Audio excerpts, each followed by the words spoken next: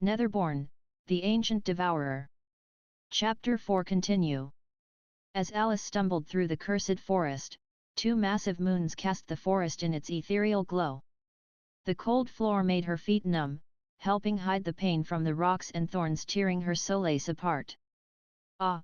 She yelped as a well-hidden log slammed into her shin, sending her tumbling face first into a frozen-over puddle. Over there, a gruff voice shouted behind her. Alice glanced over her shoulder. A faint yellow glow from the merchant's candles illuminated the path toward her. Shit, she cursed as she pushed her weary body up again. With a stealth skill, the cover of the night, and a head start, Alice hoped her pursuers would have given up by now. But alas, the slave collar around her neck would direct her owner toward her so long as they were close enough. Trying to escape from range, she had no choice but to struggle further into the forest. She looked behind her, the yellow glow seemed to have suddenly vanished. She waited a minute to get her breathing under control. Minutes passed, yet the light never returned. Only total darkness and eerie silence greeted her. She walked back to where she had last seen the yellow glow. Had they left? Or did a monster get them? These thoughts swirled around the scared girl's mind. After 10 minutes of slow and painful walking, she arrived. On the floor were 5 bodies with large holes through their hearts. Blood was pooling out their bodies, forming a puddle on the forest floor. The glass box that had held the candle was smashed and lying on the floor, letting off a very faint glow as it was starved of oxygen under the glass pieces. Alice was overcome with emotion. First, she was glad the men had died, but now her situation truly settled into her. The adrenaline and rush faded away, and only cold terror remained. She was alone, without food, water, or weapons, in the cursed forest. Alice slumped down with tears forming in her eyes. She was just a pampered merchant girl. She had no idea what to do. "Are you lost, little human?" An ancient-sounding voice came from high above her. Chapter 5. Humans are pets. Victor followed his goblin servant with newfound anxiety. How should I approach this? My maxed-out raise undead skill allows the dead to keep their memories. Interrogating information will be a breeze, so should I keep any of them alive? After arriving at a clearing, the goblin scampered off and left Victor with 5 gruff-looking merchants. One was constantly checking a crude compass that pointed toward the fleeing girl around 100 meters away. Merchants means there is civilization nearby. That at least confirms one of my questions. Victor watched the men silently for a while longer, but none of them suggested a high social status or a reason to keep them alive. "You will better serve me in death." The merchants jumped in surprise at the ancient voice, and one of them dropped their lantern, plunging the area into darkness. "Great dragon, we are sorry for trespassing." "Dragon? Do they think I am a dragon? How amusing." Since the merchants huddled together, with 2 well-placed claws, all 5 found themselves without a beating heart.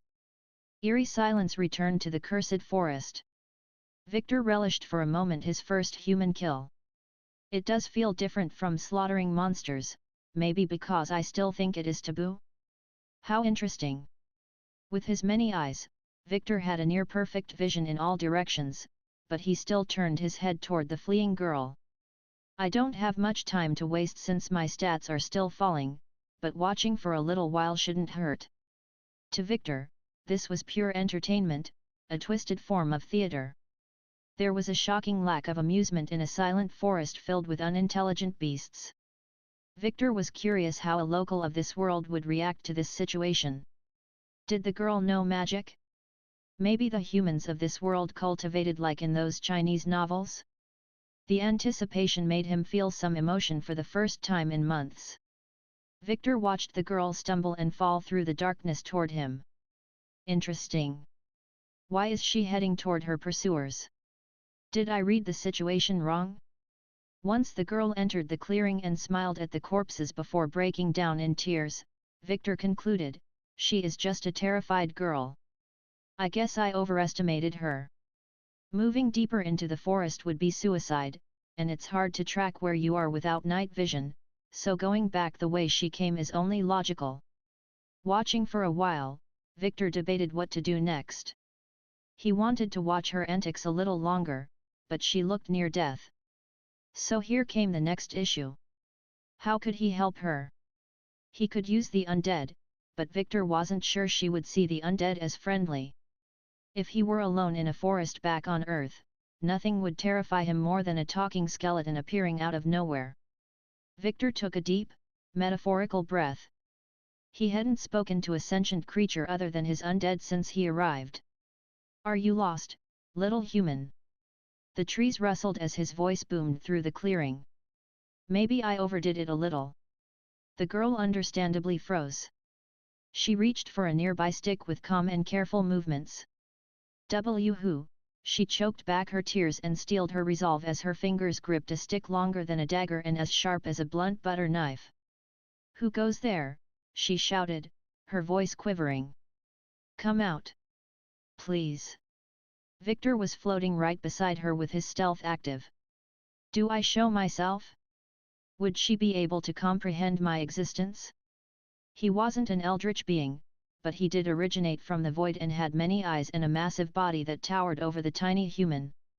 In her current mental state, showing myself would be counterproductive. Better to act ancient and indifferent. Maybe I could raise her like a pet? A sudden, fun idea crossed the monster's mind. Maybe I could teach the girl some magic. Can humans even level up with this system, too? So much to find out. "Don't be afraid, little one. I was merely passing by." Victor put on the persona of an ancient, unknown creature, which was surprisingly accurate. The girl staggered back and leaned against a nearby tree, her legs wobbled, and her body shook in the cold. Her matted black hair covered her face as she hung her head low. "I am so tired. Please help this pathetic human." Blood trickled down her bone-thin frame as she dropped the stick to the floor. "Can you use the system, human?" Before she died, Victor needed to know this fact. If she can, then saving her is potentially within my capabilities, especially if there is a party or shared EXP system. Yes, I can." She began moving her arm in the air. It used all her remaining strength, but a second later, a blue box appeared floating in front of her that Victor could also see. "See, I can use it. Join party?" Yes/no. So there is a party feature. Why doesn't my system have such a thing? Victor reached forward with a claw without deactivating his stealth and clicked yes. Blue screens displaying information rushed through his mind.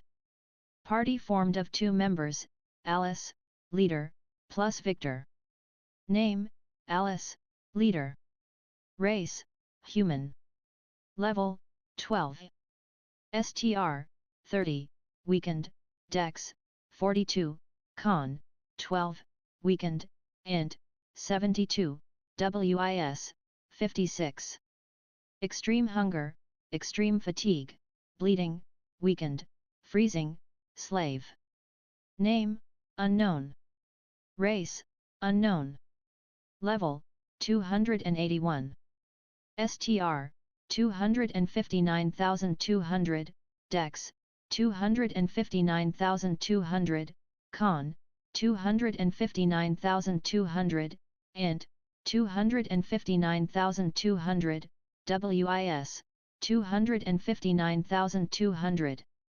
Life force unstable. Victor read the new pop-up with interest.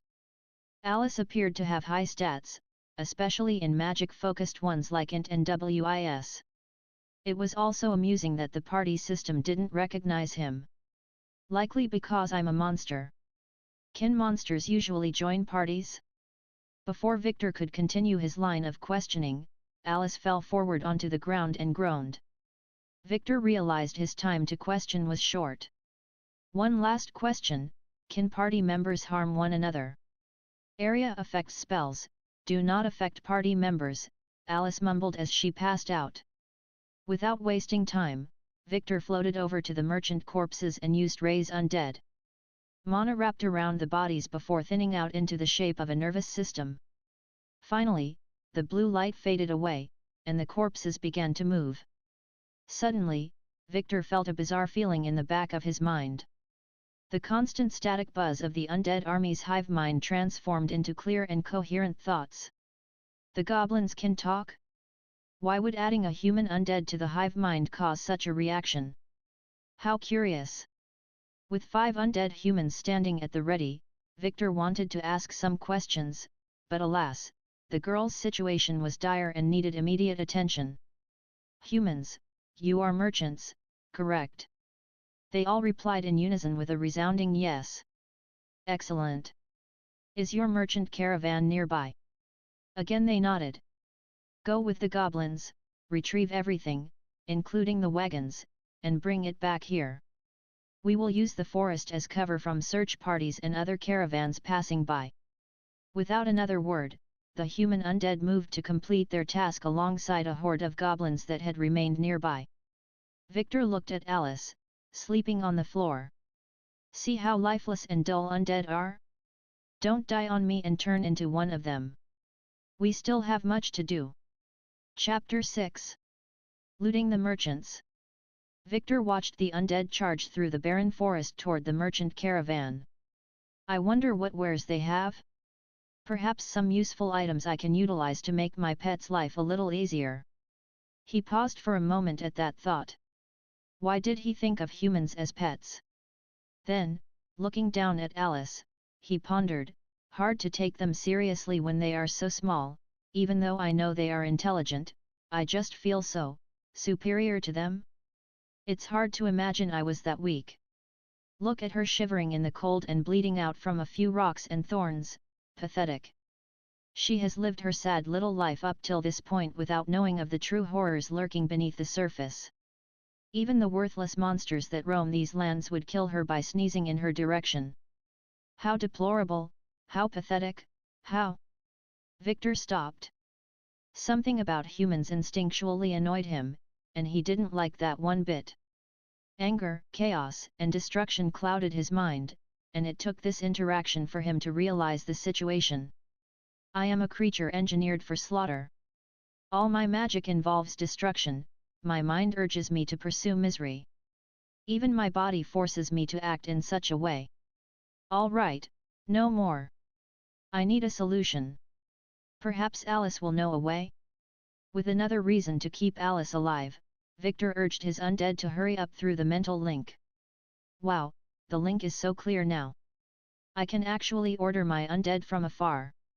The constant static noise that had plagued his mind for the last few months had vanished and been replaced with a clear and concise communication structure. He could hear slight whispers and chatter along the network between the undead nearby, and if he focused in a direction, he could feel the presence of the undead further away. Perfect, my improvised network is now online.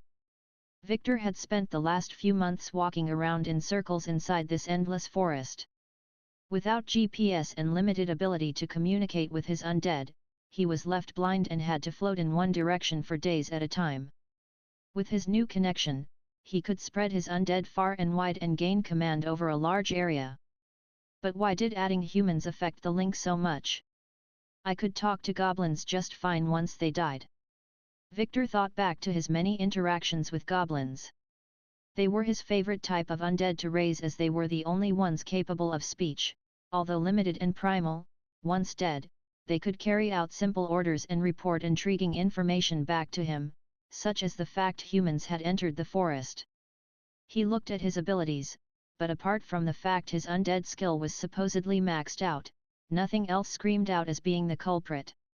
When the goddess reincarnated me, she mentioned a language skill. Is that why the goblins can understand and talk with me? This was the only logical explanation. A language skill combined with a maxed out raise undead skill gave the goblins the ability to talk to Victor. However, their int was still relatively low, meaning their ability to send and receive magical messages over a significant distance was limited. It could also be a feature of the system. It recognized me as unknown in the party feature, so the skill struggled to connect so many unknown monsters together as none of them is directly linked to the system. Goblin, Victor called out over the hive mind, and a nearby goblin ran over to him. Yes, boss. Are you linked to the system? System. The goblin seemed to struggle with the word as if it was foreign and outside their simple vocabulary. No, boss, I do not know of a system. Oh my god. Does that mean I am the only monster given access to the system? Is this a perk that came with my reincarnation? Or are the goblins too low down the food chain to be given access? Victor spoke to the undead again. No blue boxes inside your brain. No, boss. All I can hear is your voice and chatter from undead nearby. You can always hear my voice. No. When you direct your thoughts toward me, it booms through the void that connects us. There was still so much to learn about this new world. Usually, in stories, the protagonist would have a mentor or learn about the world through an educational institution like a magic school or public library.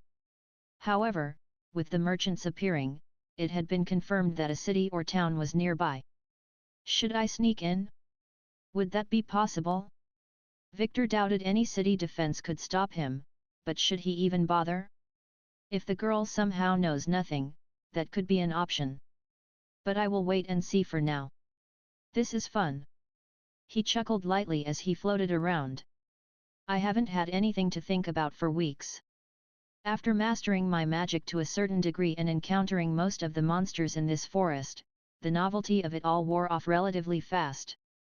But with the prospects of encountering this world's civilization and seeing how it differs from Earth, that is the true charm of reincarnation stories. Discovering how humans can adapt to different environments, perhaps they will have invented games I have never heard of before? Despite his dull emotions, even Victor felt a little excited. Like that feeling of happiness and anticipation that made you want to jump around the room or tell anyone who would listen about that awesome thing happening to you. Finally, something was going right in this world, and keeping his pet alive was the first step. Right on time, a horde of goblins led by one of the humans returned with essentials for Alice, some high-end dresses, cloaks, socks, shoes, bedding, and even some dried beef jerky. Merchant, help the girl into new clothes and then follow me.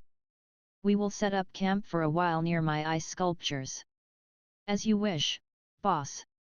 Due to his maxed out raise undead skill, the undead Victor commanded was the best of the best, with intelligence rivaling from when they were alive. The zombie merchant didn't waste a moment. Within moments, Alice had been stripped of her dirty rags, washed down with a cloth, and carefully helped into a frilly, noble-style dress. Victor doubted he could find humans attractive anymore, and her thin body killed any possible lust. I wonder if I will ever find love in this world? He pondered as the zombie merchant also showed no interest in the nude female and instead focused on completing the given task.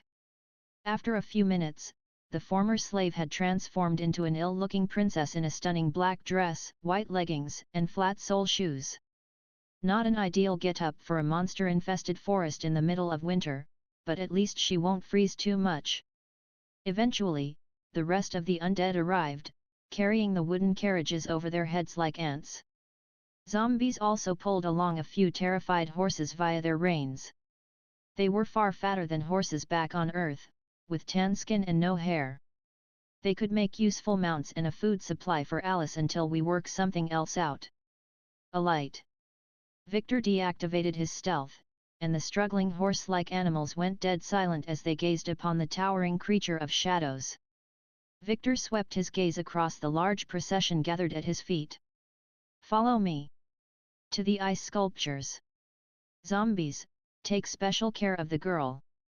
Chapter 7. S-Class Monsters. Alice awoke to dead silence. The familiar sounds of birds chirping away or wooden wheels creaking as they followed along half-trodden country paths were gone. Just cold, dead silence. Yet the ceiling was familiar, one of a carriage. Although it was clearly of higher make than the one she had been transported in, the wooden boards had a fresh lick of paint and a fresh wood smell that tickled her nose. That also smells good, she mumbled. A plate of beef jerky lay beside her alongside a full water skin. Feeling that familiar empty void in her stomach, Alice rolled over, ignoring the incredibly comfortable hay mattress she was lying on, and reached for the tantalizing meat. She ignored everything. Even the beautiful dress that replaced her rags paled compared to the food. In recent weeks, she'd been fed nothing other than that sickening gruel those heinous merchants had force-fed down her gullet. The jerky was rubbery to the touch. Some light orange seasoning rubbed onto Alice's fingers as she rammed it into her mouth. Ugh! The meat tasted dry and sucked away all her saliva in an instant. While choking, she downed the water skin in a single gulp while gagging on the jerky. So dry, she exclaimed as she let out a haggard breath. But so bloody good! Without hesitation, she devoured all the meat and sat back on the bed in satisfaction. The food felt heavy in her stomach, so she tried to massage the pain away. Howdy! Ah! Alice shrieked at the skeleton that poked its head around the corner. It was a small thing, only reaching the doorknob. It was hunched over with 3 long fingers, a flat face, and 2 empty eye sockets that disturbed her as the skeleton awkwardly scratched its head. Do and not be alarmed, Miss Alice. It slurred every word as if repeating the words of someone else. I am here to help you. What? Alice crawled into the corner of the room and held her arms out in front of her face. After receiving the Spirit of Darkness's blessing, she researched the dead in the few days before being sold to merchants. She knew for a fact that an undead was incapable of speech, except for powerful liches, but she was confident a goblin lacked the skills to become a lich. How can you talk? By the power granted to me by the Mighty One. The Mighty One. Alice thought long and hard. Then she vaguely remembered some disjointed voice speaking to her before she passed out, and a realization hit her. In a panic, she chanted, "Status." In her mind, a blue box displayed her status alongside someone else. Name, Alice, Leader. Race, Human. Level, 12. STR, 30, Dex, 42, Con, 12, Int, 72, WIS, 56. Weak, Slave. Name, Unknown. Race, Unknown. Level, 281. STR, 259,200, Dex, 259,200, Con, 259,200, Int, 259,200, WIS, 259,200. Life force unstable, out of range. Alice read through the stats in complete shock. Her breathing became ragged as she clutched the hem of her new dress till her knuckles went bone white. Mother told me that the strongest dragons reached level 100, and these stats are beyond odd. Not only are they impossibly high, but they are all the same. Is the system bugging out? Taking deep breaths, Alice massaged her temples as she contemplated her situation. She wasn't stupid, this unknown monster had kept her alive for some purpose. What does the lord or lady of this land wish from me? The goblin had waited patiently by the door and seemed happy with the question. Lord. The Lord only has one wish for now, which is for you, to get stronger. Stronger. Alice tilted her head in confusion. Why would this Lord require my strength? His stats are insane. Yes.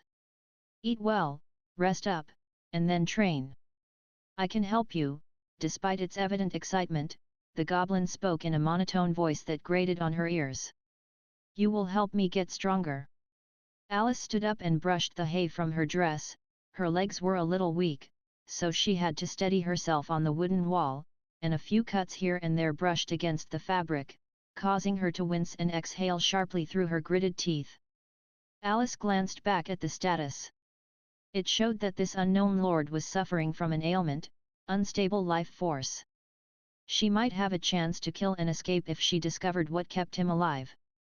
Another piece of information from the status that gave her peace of mind was that the lord was out of range, meaning he was at least over a mile away. She decided to keep the status open at all times. If the out-of-range debuff disappeared, she was no longer alone. Wait, I am a fool, this undead is under that lord's command. A necromancer or powerful lich can see through the eyes of their servants. Alice sighed. Whatever nefarious schemes this ancient necromancer had with her were beyond her control. Who was she to complain if this lord wished for her to eat well? Maybe he will even teach me the dark arts. That's it. He kept me alive because of my blessing from the goddess of darkness. He can be all-powerful, but necromancers can always appreciate a helping hand in managing their army. Right, right. The nice clothes, food, and even an undead servant suggested she was valuable.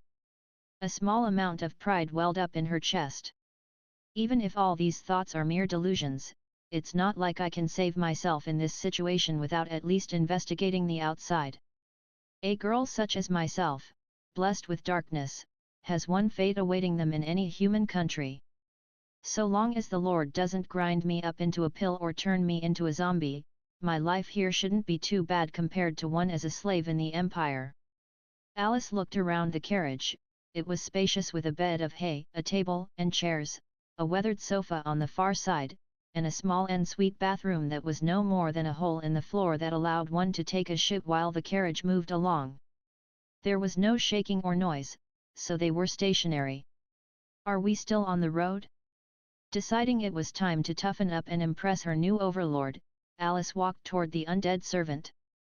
Can I go outside? Of course you can. The goblin moved to the side and fully opened the carriage door, letting in a wave of light, meaning hours had passed since she passed out. Alice stepped out and looked around. The carriage appeared to be in the middle of a goblin village that had been demolished and renovated with the most massive ice sculptures she had ever seen. The detail was incredible, some even had red shading to bring out the art. Wow! Alice wandered to the nearest one to get a better look. It appeared to be a four-armed bear in a fetal position with its head in the middle of a terrifying roar. Wait, this isn't a sculpture. She stumbled back after the sun hid behind a cloud, reducing the glare on the ice. The actual sculpture was an A-class monster encased in ice with its head sliced cleanly off.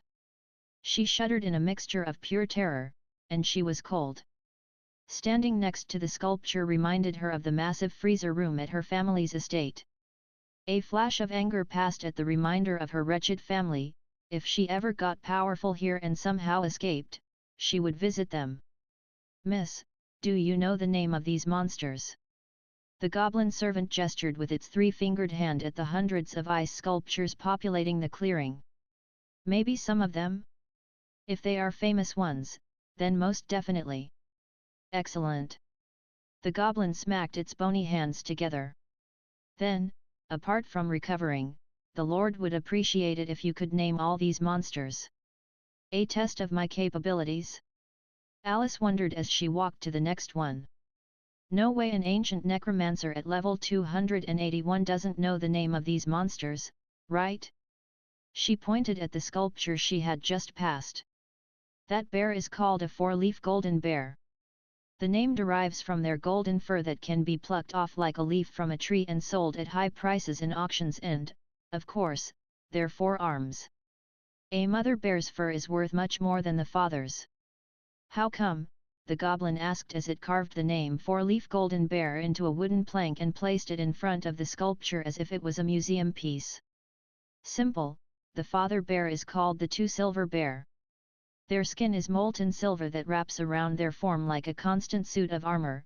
They are S-class, but the silver harvested from their corpses is very brittle. Nevertheless, they are so powerful that platinum-ranked adventurers have stopped hunting them altogether. Alice paused as they arrived at the second ice sculpture showing a bear twice the size of the first, and a distinct silver shine made the ice look breathtaking. And this one? The goblin asked, eagerly holding a blank plank. A two-silver bear. Chapter 8. An Undead Banquet. Despite the nippy weather, a thin sheen of sweat covered Alice's brow as she approached the final ice sculpture. Her entire body was racked with exhaustion, but she soldiered on as this was a task given by the Overlord. Just one more. She mentally cheered herself on as no one else would. She dragged herself before that massive piece of cursed art one foot after another.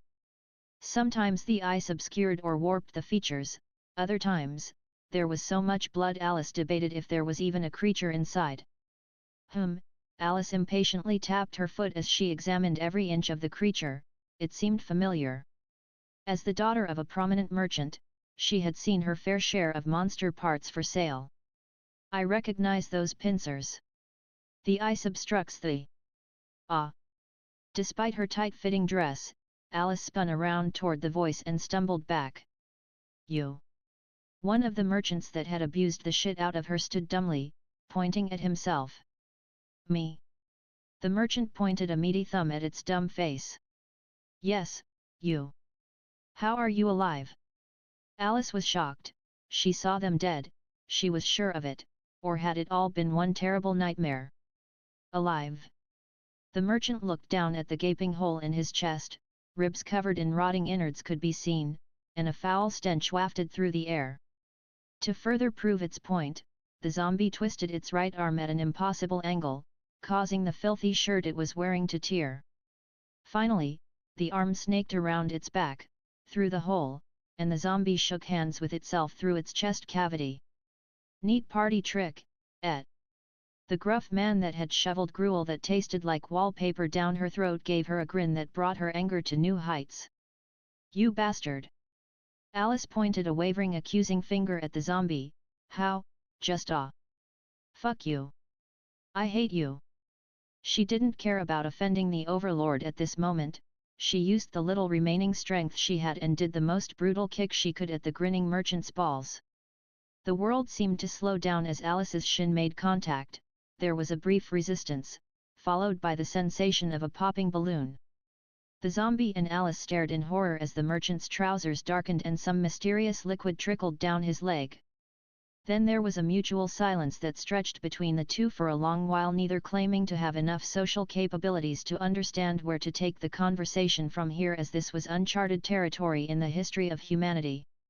After a long while of cemetery silence, Alice couldn't handle the merchant's pained face a moment longer. I am so sore. The zombie raised his hand to silence the blabbering girl. I deserved that. I truly did. The name's Terry, by the way. The zombie offered his calloused hand, and Alice stared at it. Before she knew it, her hand was in his grasp. It felt like a soggy potato, and they shook for a while. Sad to see the old things go, but alas, I have little use for them in my current state. He sighed, but due to his lungs being, well, destroyed, it sounded like a bagpipe gone wrong. Also, his innards waved around in the wind, making her feel sick. So, as I was saying, Terry began while Alice stared at the ground, trying to keep the vomit from rising. The ice obscures this insect's wings, which, from the size of the pincers, I bet has a slight green tint. I would assume this is a giant flying green mantis if that is true. Alice grumbled at Terry's suggestion. It sounded correct, but there was no way to be sure as, unfortunately, something had sliced the poor creature into 10 pieces, and its wings were too thin to appear clearly through the ice. The Lord has quite the impressive collection, at least 1 million gold worth of monsters here, Terry mused while he helped the goblin hammer in the final signpost. Some of these would be worth thousands by themselves for the meat alone due to the magical freezing keeping the meat somewhat fresh. But I wonder if the Lord ever plans to sell them. It would be a shame not to. Have you met the Lord? Alice carefully questioned. She kept a wary eye on her status, and her unknown party member was still far out of range. Terry nervously chuckled and chose to remain quiet. Well, that is concerning. Alice wandered a little further from Terry. The stench was nauseating, and she wanted to keep her meal down at any cost. Speaking of meals, she was starving. Is there any more food for me? Terry nodded and gestured for her to follow. Of course, my adorable hostage I mean mistress. Us undead have no use for food, so take it all. Alice did not like any of those word choices. So I am the only living person here? Does the Lord not need to eat? Also hostage? Mistress? While lost in thought, she accidentally bumped into the zombie's back, and some green gunk stained her dress and smelled downright rancid. Sorry about that. Terry chuckled and continued walking toward a small group of carriages. Easy for you to say, Alice mumbled as she tried to flick the sludge off while joining in a step behind Terry.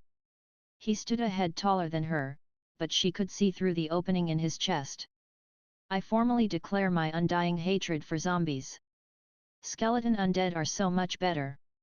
She swore in her heart that she would never, ever raise a zombie even if her life depended on it. They reeked, looked weird as hell, and she did not appreciate their sense of humor at all.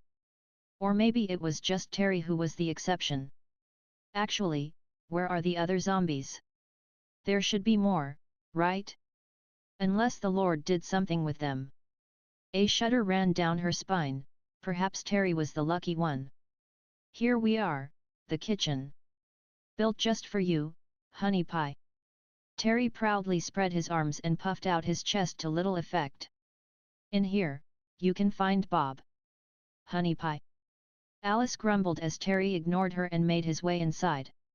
Inside the dingy carriage walls was another merchant. Hello, my name is Bob. His voice was as dull as his appearance, completely bone-white from head to toe. Bob, I already love you, Alice professed as she saw a table with a freshly brewed stew. She tried to hide her absolute terror and kept her eyes away from Bob. How did he end up like that? He was meat and blood just like Terry only last night. Nobody loves me. The short skeleton sat down in the corner, soulless eyes on the floor. Burned me alive they did. Terry took this awkward silence as his chance to leave. After you have finished with that scrumptious meal, feel free to join me outside. It's about time we delve into the forest and level you up. That statement caused Alice's jaw to slack at the grinning zombie. You and me. She gestured between them. Go into the forest? Just the two of us? Terry shrugged like it was no big deal. Sure, why not? It's the cursed forest. Hello, we will die out there. Did you not see the monsters inside the ice? Those are roaming freely out there. Alice whirled around on her heel to Bob. Yo, chef, back me up on this one. Why? Bob sunk even lower in his chair. Why should I? Nothing matters. I feel nothing, the magnificent beard I grew for 10 long years will never return. Burned it away they did. Although Bob was one sexy bag of bones and a wicked chef, Alice was starting to prefer Terry's more upbeat personality that didn't remind her of watching paint dry. It's the Lord's orders, Terry added before rounding the corner and leaving Alice alone with Bob and an irresistible stew of unknown meat. Fine. Alice sat next to Bob and dug in. Get eaten by a 4-leaf golden bear for all I care, she slurred through a half-full mouth of warm stew. I'm already dead, remember? Terry hollered back. Chapter 9. Cursed Forest Adventures. Alice sat upon a couch carried by 2 goblins. The traveling situation had baffled her at first, but after parading through the cursed forest in such style for a while, she had changed her opinion on the matter. The slight rocking from side to side as each goblin took a step forward upset her sensitive stomach, but she much preferred this bizarre form of transportation over walking endlessly for hours. The two had traveled in mostly silence as Alice was beyond nervous. She didn't believe that Terry nor the 2 goblins had sufficient combat ability to protect her against the monstrosities that supposedly lurked in the forest. Yet it's so quiet around here. If not for those distant roars, I would have believed I woke up in the wrong forest. She cast a nervous glance toward her rotting travel partner. He was slouching into the weathered couch's cushions and looked ready to watch a theater production. They had barely exchanged a word since leaving the Overlord's ice sculptures, and the silence between the two was driving Alice mad, so with a deep sigh, she murmured, "Why did you do it?" "Do what?" Terry lazily replied from her side. Luckily, the wind was blowing eastward, so she didn't have to deal with the nauseating stench. "Become a merchant? Sell people?" Be an absolute arsehole. She cocked her head to the side. You realize that selling people is fucked up. Circumstances, lady. He raised a weary hand in defeat. At first, many years ago, I too was hesitant about being in the business. But selling clothes and furniture wasn't cutting it when times got tough. All it took was one night of alcohol and poor decisions, and before I knew it, I was a part of an illegal slave trading ring. Alice felt beyond bitter. Terry seemed nice enough, but memories of him stumbling into her carriage, reeking of booze and dumping an unwashed wooden bowl filled with lukewarm gruel through the iron bars, refused to vacate her mind. Although he was now a zombie, he still had that roughish face with that constant smirk. She hated it. In an attempt to distract her weary mind, she summoned her system. Her brain lightly buzzed as blue screens that shimmered in the afternoon sun appeared floating before her. No matter where she looked, the screens always followed. Some zealous fanatics claimed these screens were a window into our soul, and honestly, I believe them to an extent. It's just a shame my soul has been dyed with darkness. Name, Alice. Race, human. Level, 12. STR, 30, Dex, 42, Con, 12, Int, 72, WIS, 56. Weak, slave. Blessing, darkness. Class, awakened black mage, lock 12/20. Subclass, apprentice merchant. Divine mission, none. Skills. Class skills. Stealth 2. Further skills locked. Subclass skills. Fast counting eye. Identify eye. Getting bored of looking through the screens she had seen 1,000 times, Alice pestered her travel buddy again. How did your awakening ceremony go? She carefully inquired. It was a touchy subject for some and a perfect chance to brag for others. Not well, as I am sure you could guess. Terry sighed and leaned further back into the weathered sofa. This form of transport had been his idea while claiming Alice needed to rest, so walking for miles through the forest was out of the question. I wanted, like many kids, to become a delver. I was willing to be anything to follow in my pop's footsteps. We lived a good life with his earnings until... Well, you know the fate of most delvers. Don't live long, those reckless idiots. He spat some green gunk from his mouth, and it landed on the unsuspecting skull of one of the goblins carrying the couch. Surprisingly, it didn't react and kept walking along. Alas, I was one of the few to receive nothing. Alice frowned. Nothing? Not even a trading class or a divine task. Nope. Absolutely shit all. Drowned my sorrows in alcohol for weeks before my mother kicked me out, and now, here I am. Dead but alive, serving an ancient overlord and helping raise his pet ahem, I meant mistress. Terry gagged as foul-smelling gunk drooled from his mouth. Ahem, excuse me, being a zombie ain't all sunshine and rainbows, you see. Better than being Bob, though, poor guy. Anyway, it's not all bad, I finally got what I wanted, just not how I expected. Oh. Alice looked at the decaying and rotting man from head to toe. You sure? Looks aren't everything. Especially in a magical world. Terry winked a rotting eyelid at her, and she felt thoroughly uncomfortable and attempted to shuffle further into her side of the couch. Wait. Alice suddenly had an idea. Can you join my party? Terry's groan sounded exactly how she had pictured a zombie to sound in her head. Maybe? I could while I was human, but I am nothing but a slave to the overlord? Wow, that's a depressing thought, hey.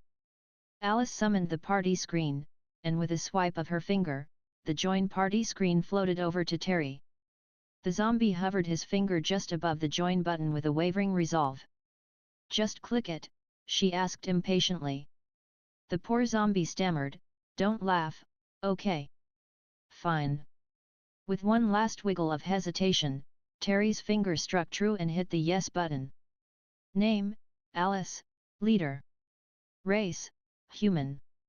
Level, 12. STR, 30, Dex, 42, Con, 12, Int, 72, WIS, 56. Weak, Slave. Name, Unknown. Race, Unknown. Level, 281. STR, 259,200, Dex, 259,200, Con, 259,200, Int, 259,200, WIS, 259,200. Life force unstable, out of range. Name, Terry. Race, immortal zombie, empowered by, unknown. Level, 5. STR, 20, Dex, 7, Con, 999, Int, 0, WIS, 0. Alice stayed silent for a long while. She had no reason to adhere to Terry's warning because nothing about his status was funny. Terry, you are a punching bag. I know. Terry covered his hands in shame. How embarrassing. No, no, no, no. I don't think you quite understand the situation. She clapped her hands as if trying to make him focus. You are immortal, with stats like that, you will never die even if you were buried under the ocean or chucked into a volcano. A god could likely slap you in the face, and you would still live. Hey! Terry sat up a little straighter and puffed out his chest. Maybe I am more incredible than I thought. Dreams of Terry becoming a delver as a child flashed through his mind. He imagined himself reaching the lower floors and taking hit after hit from the boss while manically laughing his head off. Terry. What? I'm not immortal. Terry frowned. What was this woman saying? She wasn't immortal? Who cares? Oh, yeah, his eyes widened in realization. You aren't immortal. He looked around as his slow brain realized what she was suggesting. Alice clutched her hair in frustration. Obviously. She flung her hands toward the heavens, crying to the gods for this zombie to find his one last brain cell and put two and two together. What was the plan here? How were you going to defend me or help me level up? The weakest thing in this forest is C-class, and you are weaker than a fucking stable boy. But the Overlord said it would be fine. A screech that caused both Terry and Alice to reflexively cover their ears interrupted the zombie as a massive shadow turned the surroundings from evening to night. Alice could feel her heart beating loudly in her chest with her hands clamped on her head. She looked around with squinted eyes, attempting to spot the threat. It wasn't until she looked up through the tree canopy that she saw something black between the network of branches. Then, a moment later, there was a gust of wind so fierce it tore the few remaining leaves from their branches, and some smaller trees snapped in half and fell to the wayside. As something massive crashed through the trees, loose soil pulsed out from the impact site in a wave and slammed into the poor goblin undead supporting the couch. One maintained their stature, but the other took a knee, causing the whole thing to tip to the side and backward. Alice found herself lying on her back with stars in her eyes. A violent concussion threatened to steal her consciousness, but she fought through. Oh shit! Terry's words sounded distant and warped. She followed his voice, and then, she saw something that made her headache vanish in the winter wind. A yellow lizard eye the size of her head surrounded by titanic-size black scales was right above her, only a few meters away. She could almost reach out and touch the magnificent creature it snorted, and small plumes of smoke wafted from its nostrils. Its mouth revealed shark-like teeth, each longer than Alice's arms and twice as wide as it snarled toward Terry. I smell it on you, the creature proclaimed in a profound voice that shook the land as it turned its barn-size head toward Terry, who stood there dumbly. Me? Yes, you, it snarled again. I smell the curse of undeath that chains your soul to this plane. Forever and ever, a life of servitude, a vile servant of darkness. The towering creature's claw came round with vigor and snatched Terry up in its grip. Where is your master? He has turned this beautiful forest into a wasteland, and his army threatens my lands." Terry had a defiant grin on his face. "Bah! Compared to the Overlord, you are nothing but an overgrown lizard." A large exhale of amusement from the creature whipped Alice's hair as she tried to cower behind the couch. The creature then began to tighten its grip around Terry. Slowly at first, but quickly, the colossal lizard's arm bulged, yet nothing happened. Terry was fine, and he couldn't have looked happier. "Run, fair maiden," the buffoon hollered at Alice. "I will hold back this vile beast. Couldn't you have just stayed quiet, you useless punching bag?" Alice hissed as she got up to run. She activated her stealth in a vain attempt to escape the creature's gaze. She knew it was futile, but what else could she do? Hopefully, the beast would be more interested in the immortal zombie than her. Sadly, it was not. With a gust of wind and hard scales closing around her body, Alice felt her stomach drop as she was hauled upward. Her legs dangled freely in the air as crisp winter wind rushed past her face. The canopy was left far behind, and only endless miles of naked trees and frost-covered ground could be seen in all directions. Alice saw Terry in the creature's other claw. The brown-haired zombie returned a grin and a little wave. "Mistress," he cupped his hands around his mouth and howled over the wind. "Isn't this fun? A real adventure? Please, goddess, bestow upon me a divine quest to kill this fucking idiot." Chapter 10. Undead Evolution. Earlier that morning, after returning to the ice sculptures, Victor ordered the horde of goblins to set the carriages down. He then had Alice rest inside the old carriage used by the head of the merchants. He also made sure a merchant placed a small portion of jerky alongside a water skin next to her. That should be enough for now. Finally, he disabled his stealth and appeared before all of his minions. "Merchants, gather here." All 5 dead men nervously glanced at each other before stepping toward the swirling mass of darkness that had magically appeared. Without straining their necks, they could see 2 thin tree trunk-size legs of a dense black mist that swirled around randomly as if alive. A few couldn't resist and curiously gazed upward and saw these mysterious legs connected to a vague humanoid-shaped body that towered over the trees. Many blue eyes shone through the canopy and gazed into their souls. "You 5 will be my direct henchmen from now on. Can any of you ride a horse?" Victor planned to find more capable subordinates later, but they were the best he had currently. An awkward standoff with all the merchants casting glances at each other wore on his patience. "Nobody." A man with brown hair and a roughish smirk roughly shoved the largest of the men forward. "Go on, Henry." He cheered his comrade on and gave a rotting thumbs up. The large man stumbled forward. He nervously gulped as he felt the creature's intense gaze land on him. "Thanks for nothing, Terry. Why the hell did you push me?" Henry hissed over his shoulder as he straightened up. Alas, the culprit hid his hand behind his back and pretended to be sincerely interested in a grey rock on the floor. "Wow!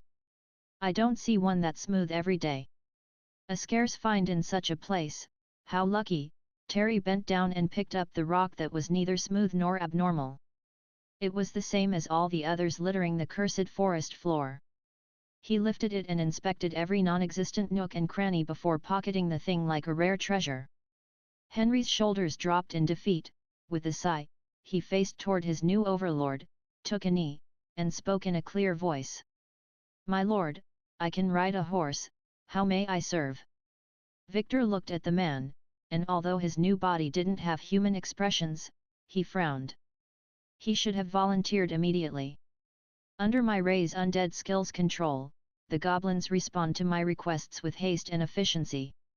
Is the system interfering with me?"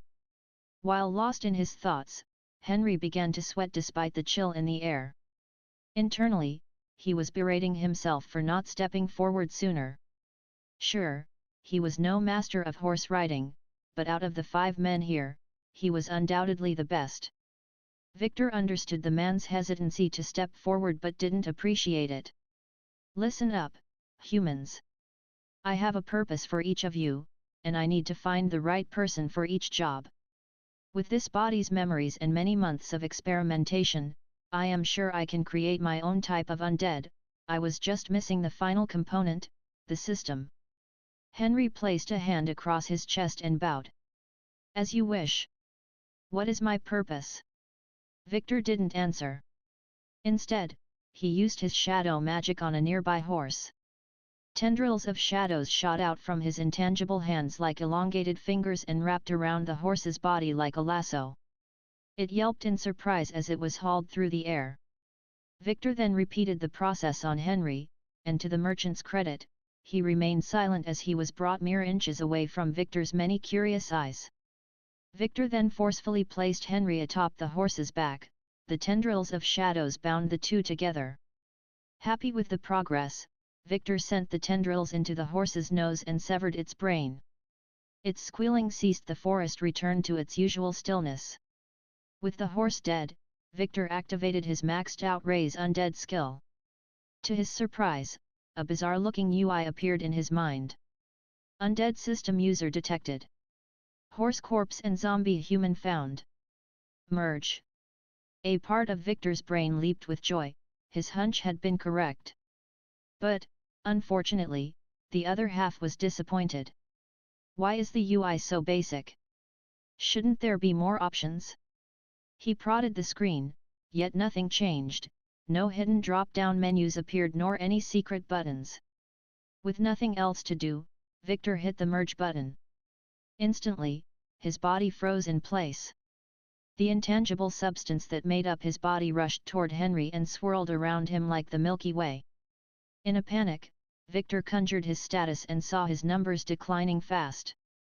Luckily, he had over 250,000 in each category to spare, but it seemed to create his own undead, he had to sacrifice immense power during the creation process. A few seconds passed, and the swirling mass of void mist dissipated, revealing the finished product. New undead created. Name, Henry.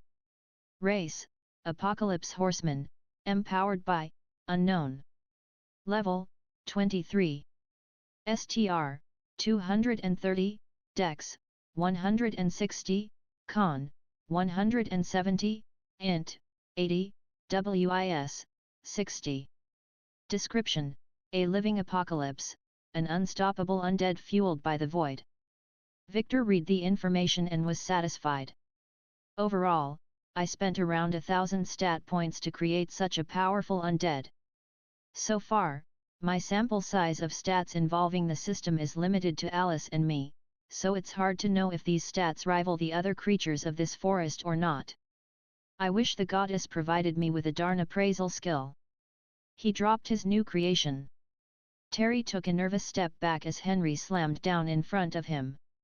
The Apocalypse Horseman stood over 2 meters tall with a setup similar to a centaur, except the human torso was further back, allowing room for the horse head. The lower half was a nightmare with midnight black fur, glowing red eyes like enchanted rubies, and a tail of bone similar to a spinal cord. Atop was the human torso that fused with the horse at the waist. Henry now wielded an obsidian spear that gleamed dangerously in the dawnlight. His sandy-colored hair had followed with the theme and transformed into a raven cape that ran down his bare back. Dangerous, majestic, downright apocalyptic. Victor could barely hold back his excitement, and neither could the other zombie merchants. All of them, apart from Terry, who seemed a bit lost, took an organized step forward and knelt.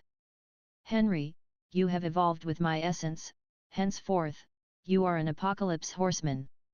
Serve me well. Victor's ancient voice tickled the ears of all those who listened, and his profound words shook their bones. He can evolve things? They all silently thought. Isn't that something only a god can do? I am honored to oblige. Despite Henry's massive frame that towered over the others, he moved with absolute silence like a phantom through the night as he took his position next to one of Victor's legs. Right, what do I need next? Victor schemed over the group and singled out a short, pot-bellied man with a magnificent beard wearing an apron. Is that a dwarf? Does he cook? I need a chef. Me. The dwarf waddled forward with glee. Name is Bob, Your Excellency. Happy to serve. Without delay, Victor moved his claw and enclosed the dwarf like a bearded bird in a cage. He then activated Raise Undead once more. Undead system user detected. Upgrade. Only one option again, but it's a new one? Upgrade? Victor was curious, so he clicked the button without regret. Initializing random upgrade. Option found, Bone Chef. Merging and upgrading skills. A sudden scream broke Victor's gaze from the interesting screen. His claw cage had transformed into a raging hellfire. Black flames spiraled like a vortex as the mist was rapidly drained from his body. Seconds later, the smell of burned hair and earth filled the clearing. He removed his claw, and all that remained was a very short and bare-looking skeleton. New undead created. Name, Bob. Race, Dwarf Bone Chef, empowered by, unknown. Level, 14. STR, 130, Dex, 400, Con, 80, Int, 0, WIS, 0. Description: a dwarf chef immortalized in pristine bone. Victor felt bad. Compared to Henry, the sight of a shivering skeleton no taller than a child was hard to stomach. Without his magnificent beard and burly muscles, he wasn't as imposing. An awkward minute of silence was broken, with Bob soullessly looking at the floor and trudging back toward the chef carriage. Everyone slowly turned together and watched him leave in silence. Okay, it seems merging an undead with another dead creature to make a chimera brings better results. Although a chef being that pristine is perfect. Wouldn't want a rotting zombie anywhere near the food. I do feel bad for the guy. Anyone else? Victor asked the group. After the Bob incident, he wanted to save at least 2 of them for later experiments, but he also needed to confirm if Bob was a one-off case or not. Perhaps his non-combat class of chef interfered with the ritual and lowered his stats. Although 400 in Dex is still impressive. He should have amazing reflexes and throwing abilities. Maybe throwing knives? Fits the chef aesthetic. 2 men stepped back and left the dazed Terry still staring at Henry.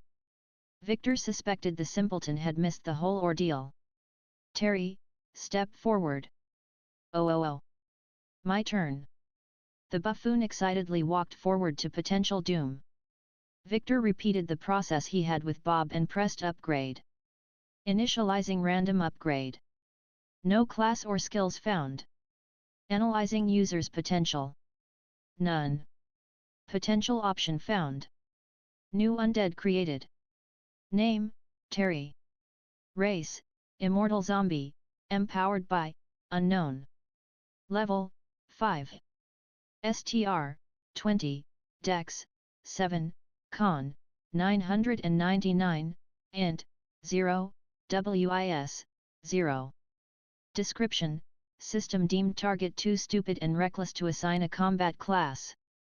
Offensive stats were reduced and traded for defensive ones. Victor was speechless. Terry had a constitution on the same level as a level 1 Netherborne, a godlike creature from the void. Yet he looked so unassuming. Unlike Henry, who had changed drastically, and Bob, who had lost more than he could stomach, Terry was still a rotting zombie. Victor had concluded that the upgrade feature was a massive scam. But this immortal zombie does have a use. He would make the perfect guard if he couldn't ever die. Bob and Terry will look after Alice. She is not a hostage and should be attended to with care. She needs training and some levels once she recovers. The surrounding area is completely cleared of monsters, so you will all be safe now.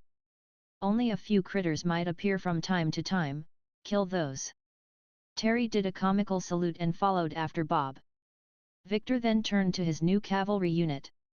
Henry, we will head north. An undead on my network has sighted a group of humans wearing impressive-looking gear and have some kind of green metal around their necks. The demonic centaur nodded. As you wish, my lord. The rest of you can rest up for now. And with that, the meeting was adjourned, and Victor rushed up toward the north with Henry following close behind.